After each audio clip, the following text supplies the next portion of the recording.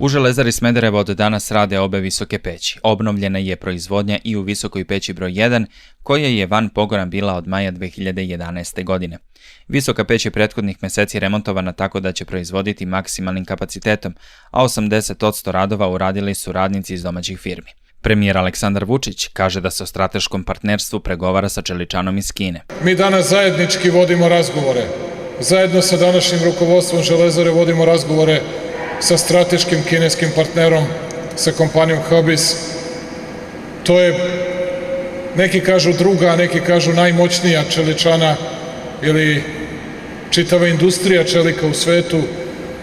Oni su zainteresovani, kako kažu, a tu su ljudi iz KPMG-a, tu je Boris Milošević, da daju najmanje 300 miliona evra u investicije za galvanizaciju fabriku šavnih cevi, što bi značio novi život, ne samo za nove ljude i nove radnike, već rekao bih i ne samo za Smederevo, već za celu Srbiju.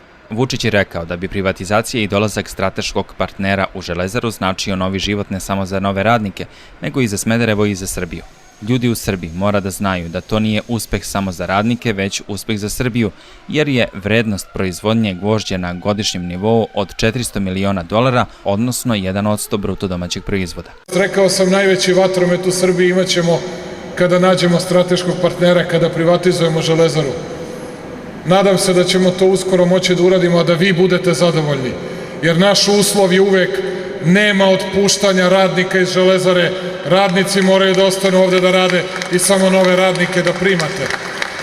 I to smo uspeli i sa sadašnjim rukovodstvom, to ćemo uspeti da uradimo i sa onima koji hoće da uđu u Železaru kao strateški partner, kao kupci. Izvršni direktor menadžerskog tima HPK Inženjering Petar Kamaraš zahvalio je Vučiću jer je imao viziju i shvatio koliko je Železara Smederevo važna ne samo za Srbiju, već i za region, i dodao da je danas veliki dan za sve one koji ovde rade.